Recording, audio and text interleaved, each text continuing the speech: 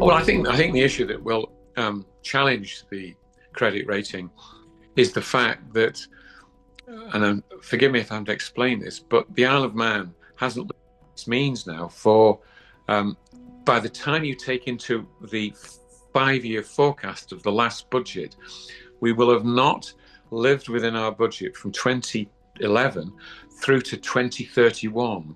And you can't go around doing that when you can't go around printing money. And I'm not being flippant there, but you know what I'm talking about. And it's essential that we live within our means. I bring you back to the issue of the overpowerful departments, because Treasury are finding it very difficult to bring under control the expenditure of the individual departments, because the departments themselves are, as it almost, laws unto themselves. They're their own fiefdoms. And they, I mean, exaggerating a little for effect, but not too much, they look to increase their responsibilities and duties in order to increase the size and importance of their operation. And one of the ways of doing this, of course, is to increase the amount of regulations that need to be applied. And the Isle of Man has but 85,000 people and very little need for endless more application of regulations and rules. But so what we've got to is a position, and I've used this phrase in public a number of times, where we have to ask the question, is the Isle of Man government there for the people, or are the people there for government? And unfortunately, the pendulum is swinging towards the concept that the people are there for government. And that's what we've got to deal with in the next 13 months to get this point over, that we need to have policy opinion led by the people, necessarily through referenda from time to time, rather than emerging almost complete from within a department that may not necessarily have the competence, but certainly has the will to be ever more controlling.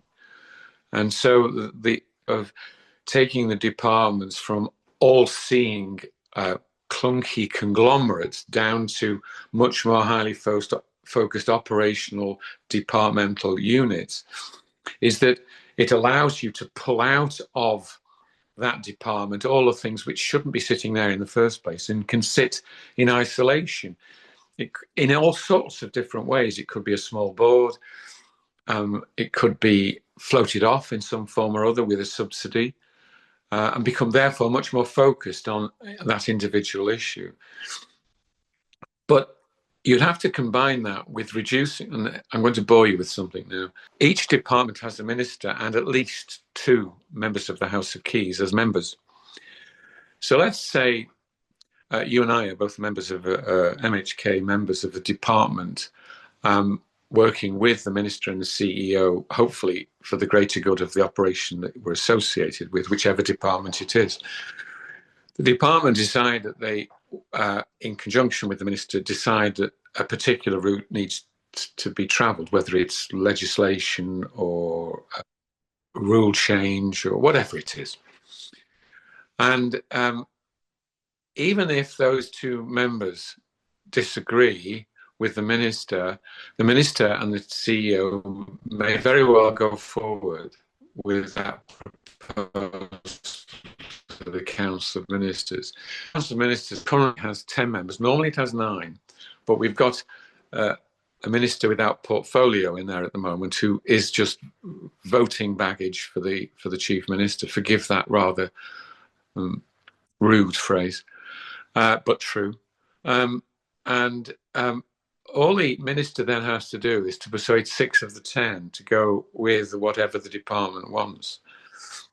You should appreciate that because everything's departmentalized very, very tightly, rather than being much more holistic, it means that each minister is very much focused on their area of responsibility and will, as it were, almost brush aside another minister's set of proposals on the basis, yes, I'll go with that if you go with this sort of thing. And it could very well be in that situation that only 6 of the 10 are actually in agreement either because they've considered it carefully and agreeing it, or actually are just going with the flow. So bearing in mind, we've also talked about the two members of the department who don't sit in the Council of Ministers, who in this argument, the discussion we're having here, have decided to vote against it. It means that out of the 12 members involved thus far in this particular policy change, legislation, proposed, whatever, it means that only 6 out of the 12 are for it. But the problem is, because once council agree to take a particular route, all 10 have to vote one way, and the members, unless they want to be sacked or removed from the department, will have to vote for it. So you get 12 votes for something in Tynwald, whereas only 6 are actually for it. But all the Council of Ministers have to do is to persuade one more, the 13th member in there, to go with the Council of Ministers. And it's normal to be able to find somebody.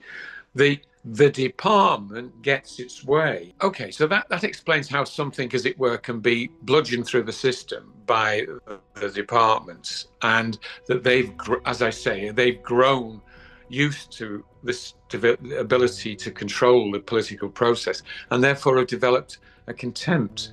And it stretches into other areas as well. But going to the Alistair Ramsey's very interesting comments on a recent Manx radio programme, where he says that, well, we're losing our democracy because the Council of Ministers, as it were, are in control of this.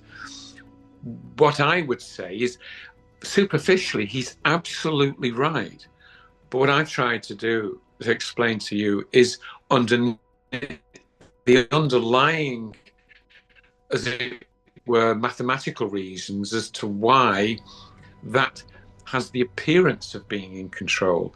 It's actually the departments themselves that are very, very powerfully in control of the situation, rather than the Council of Ministers. And all of this, and here again, Alistair Ramsey is right, all of this removes a sense of democracy from the people, because if the bureaucratic process, i.e. the power of the departments, have developed a determination that they can override the will of Tynwald, then they are actually effectively overriding the will of the people, and diminishing our democracy.